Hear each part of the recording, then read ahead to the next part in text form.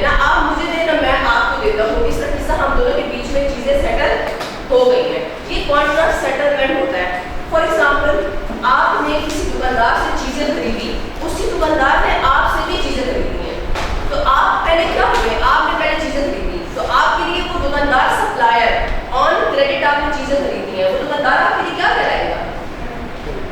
आपने शॉपकीपर दुकानदार सप्लायर से चीजें खरीदी हैं कर्जे पर ऑन क्रेडिट, तो आपके लिए वो दुकानदार क्या होगा? क्रेडिटर। फिर उसके बाद वो भी आपके पास आया अगले दिन, उसने भी आपसे कर्जे पे चीजें खरीदी, तो फिर वो आपके लिए क्या कहलाएगा? डेटर। 100 रुपए की उसने भी खरीदी, आपने भी खरीदी, पैसे देने की बारी आई तो आपसे क्या बोलेंगे ना, आप मुझे दें ना मैं आपको दूंगा, इस दोनों के बीच में किस्सा खत्म हो गया। तो कॉन्ट्रैक्ट सेटलमेंट में हमेशा डबल एंट्री होगी।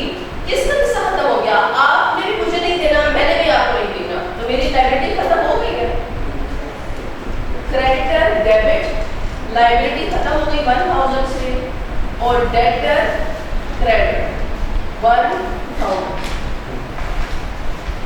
ना मैंने आपको देना है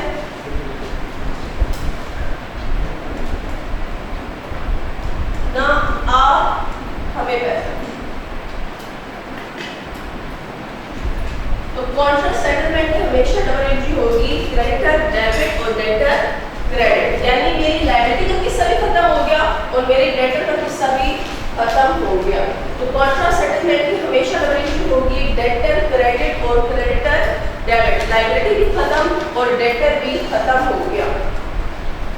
सेटलमेंट आपने आपस में कर ली, इसे कहते हैं कॉन्ट्रैक्ट, एक दूसरे के सेटलमेंट करके चीजों को आपने खत्म कर दिया।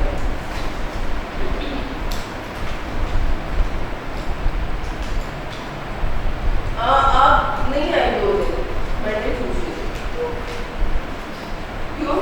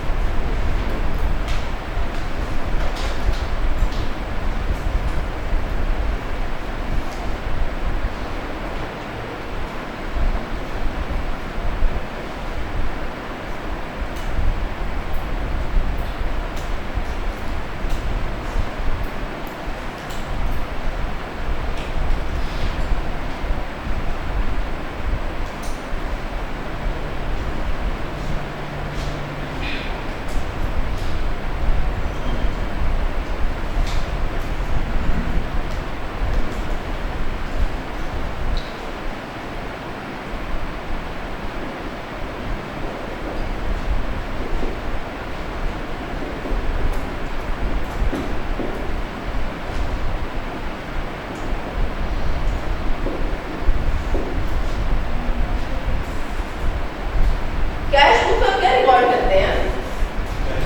कैश का आना और कैश का जाना, ऐसे ही है। आपके पास कैश बुक कुछ किस्म की टाइप्स की होती है। पहला आपके पास होता है सिंगल कॉलम कैश, सेकंड आपके पास होता है 2 कॉलम कैश, थर्ड आपके पास होता है 3 कॉलम कैश बुक, और फोर्थ आपके पास होता है पेटी कैश। पेटी जानते हैं क्या होता है? पेटी कैश बुक जिसमें स्मॉल एक्सपेंसेस को आप रिकॉर्ड करते थे। Single column cash book, 2 column cash book, 3 column cash book and पेटी कैश बुक। सिंगल कॉलम क्या लग रहा है नाम से? Single column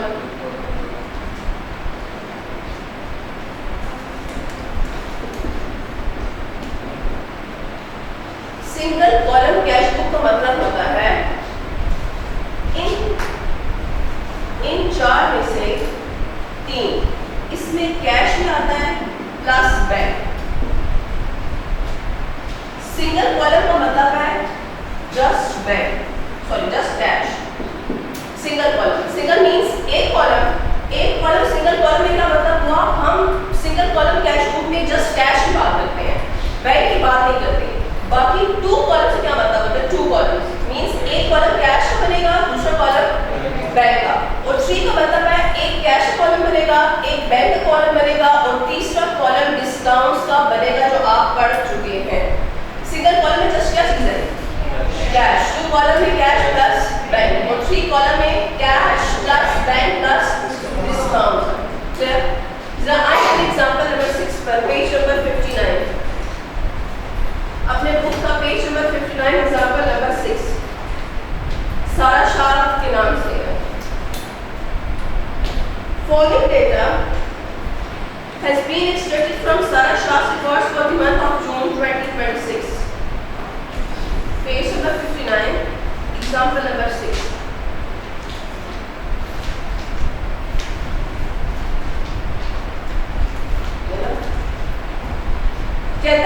following data has been extracted from Sarah Shah's records for the month of June 2016.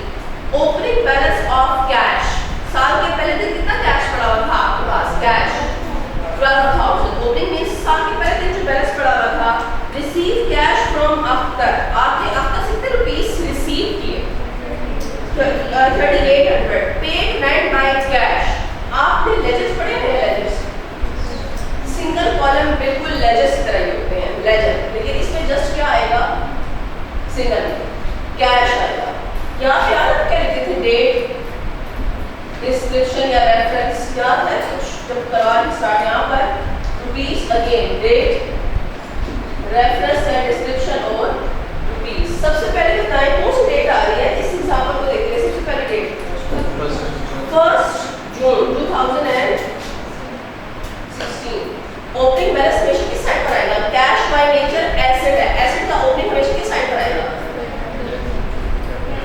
Asset का brought down या opening हमेशा डेबिट साइड पर आता है. भूल गए? Brought down. कितने पैसे पड़े हुए थे साल के पहले दिन आपकी ड्रॉअर में कैश में?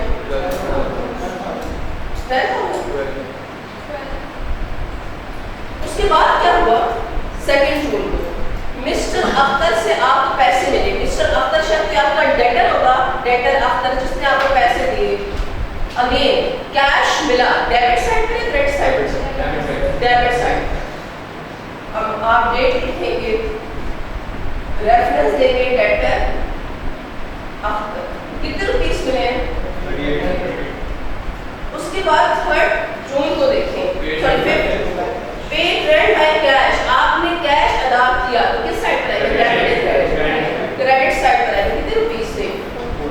4000. तो आप यहाँ पे लिखेंगे क्रेडिट साइड पर 5 जून. यहाँ पे रेफरेंस से देंगे रेंट एक्सपेंस और अमाउंट आ जाएगी 4000. उसके बाद नेक्स्ट देखें 9 को मेड सेल्स ऑन कैश. आपके पास कस्टमर आया, आपने कस्टमर को चीजें उसी टाइम बेची और फौरन कैश वसूल कर लिया. तो कैश डेबिट साइड पर आएगा, क्रेडिट साइड पर आएगा? डेबिट साइड पर. कितने रुपीस से? 3000. डेट 9. क्या रेफरेंस देंगे यहाँ पर? सेल्स 9000. बस इस तरह चलता रहेगा. Simple single column cash book का मतलब है आपने सिंपल कैश का लेजर बनाना है. जो चीजें आपकी कैश में आ रही है किस साइड पे आप लिखते हैं? डेबिट में. वो जो पैसा जा रहा है वो किस साइड पे लिखेंगे? क्रेडिट साइड पर. सिंपल कैश का लेजर. अच्छा ये आपने बनाना नहीं है. एग्जाम में तो आपसे ये नहीं बोलेगा सिंगल कॉलम कैश बुक बनाओ. सिर्फ समझाना आपका मकसद होता है.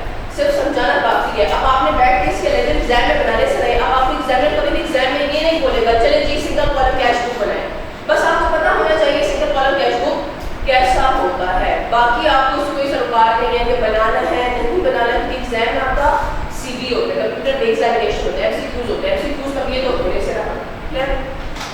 अच्छा 2 कॉलम कैश बुक में क्या होगा ये भी जस्ट आपको पता होना चाहिए. 2 कॉलम बता कैसे, वैसे ही आपकी बुक में है इसलिए आपको बनाने की जरूरत नहीं है. 2 कॉलम कैश बुक. 2 कॉलम 2 कौन सा वाला होगा? Cash and bank. सबसे पहले डेबिट साइड देखेंगे. Date, reference.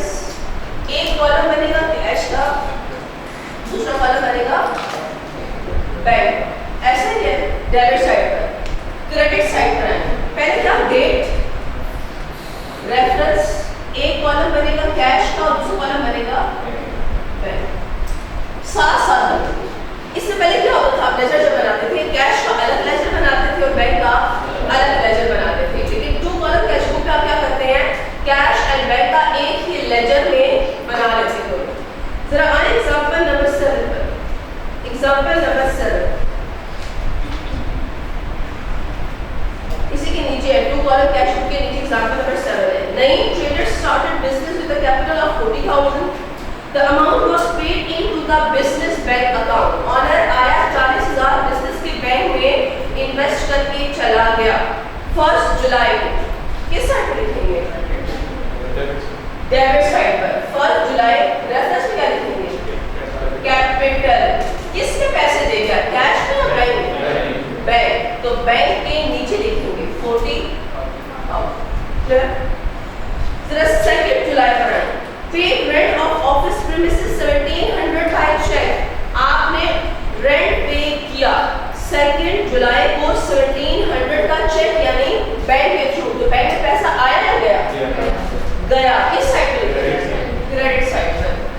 2 जुलाई डेट, रेफरेंस क्या देंगे, रेंट एक्सपेंस।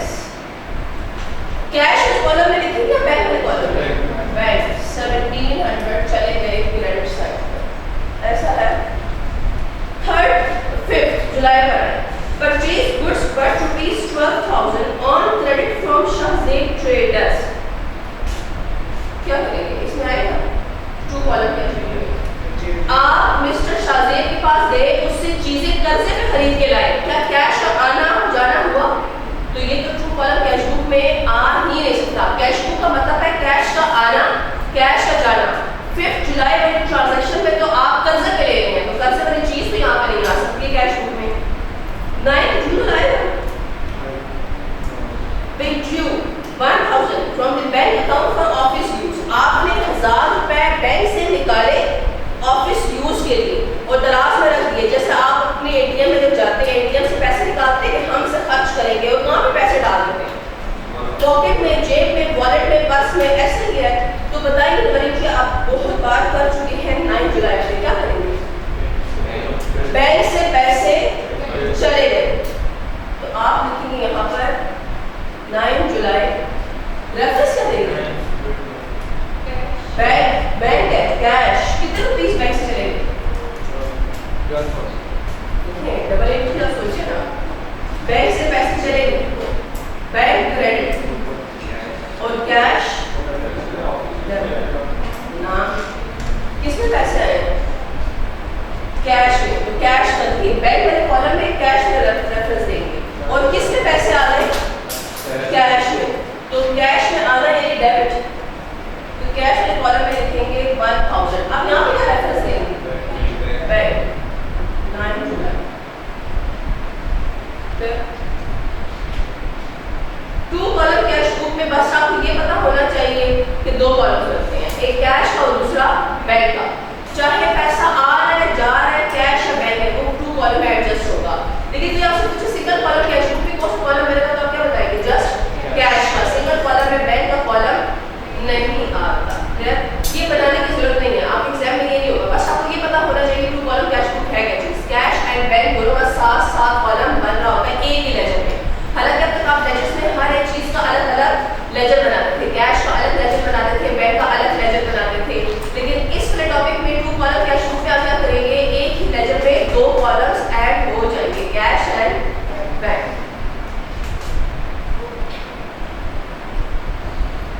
उसके बाद एग्जांपल नंबर 8 पर 3 कॉलम कैश बुक, सिर्फ एक बार पढ़े 3 कॉलम कैश बुक।